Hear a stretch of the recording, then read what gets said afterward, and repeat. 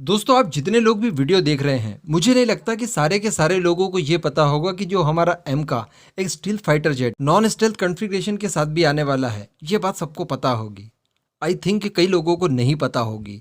तो आज यही आपको मैं डाउट क्लियर करने जा रहा हूँ। बड़ी ज़बरदस्त वीडियो होगी, बहुत जानकारी मिलेगी। जिन्हें पता है वो भी एंड तक ज़रूर देखे, बहुत मज़ा आएगा।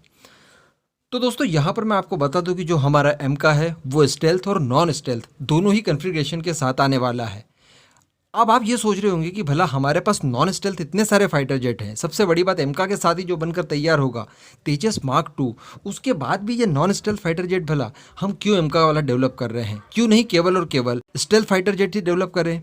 तो दोस्तों इसके पीछे कई सारे कारण हैं। एक तो दोस्तों यहाँ पर भदौरिया साहब की आपको वो बात याद आ रही होगी कि उन्होंने जब कहा था कि हम लोग पूरी तरह से एक स्टेल्थ फाइटर जेट के ऊपर निर्भर नहीं कर सकते।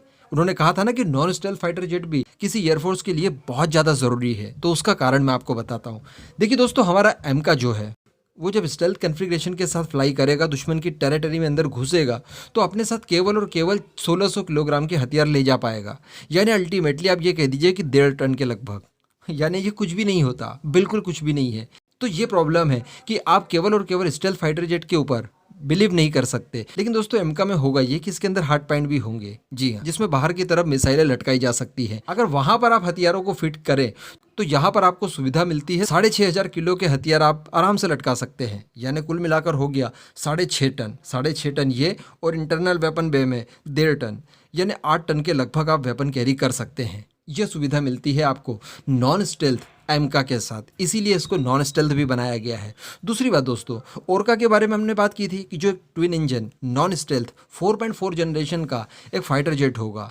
लेकिन दोस्तों यहाँ पर आप देखिए कि उसी का काम हमारा एमका ही कर देगा, अलग से बनाने की ज़रूरत नहीं पड़ेगी। ये भी ट्विन इंजन होगा, साथ ही साथ ये तो 5th जनरेशन वाला है, उसे हम लोग नॉन स्टेल्थ कॉन्फ़िगरेशन के साथ केवल दुश्मन की टेरिटरी में घुसा रहे हैं। जब हम युद्ध के समय दुश्मन के एयर डिफेंस सिस्टम को ध्वस्त कर देंगे, उसके बाद तो हमें स्टेल्थ फाइटर जेट की ज़रूरत पड़ेगी नहीं। तो उसके बाद हम लोग इसके बाहर हार्ड पॉइंट में कई सारी मिसाइलें लाद कर लेकर जाएंगे, समझ रहे हैं आप। इसलिए दोस्तों इसे नॉन स्टेल्थ भी बनाया गया है। जब हमें पाकिस्तान के अंदर घुसकर आतंकवादियों के ऊपर डीपली स्ट्राइक करनी होगी, तब हम हमारे स्टेल्थ एमका को वहां पर भेजेंगे, तो बड़ी आसानी से ये पाकिस्तान को पता लगे बिना स्ट्राइक करके वापस भी आ जाएगा।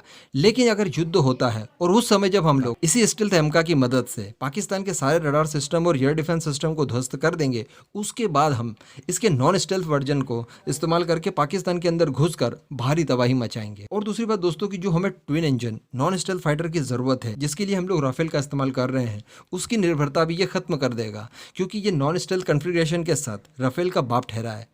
तो कुल मिलाकर यहाँ पर ये राफेल की भी आवश्यकता पूरी कर देगा, जो हम लोग ओरका के बारे में सोचते हैं उसकी ज़रूरत भी खत्म कर देगा, और स्टेल्थ तो ये है ही। तो मेरे हिसाब से यहाँ पर आपको सारे डाउट्स क्लियर हो गए होंगे। इस पूरे मुद्दे पर आपका क्या मानना है, नीचे कमेंट करके ज़रूर बताइएगा।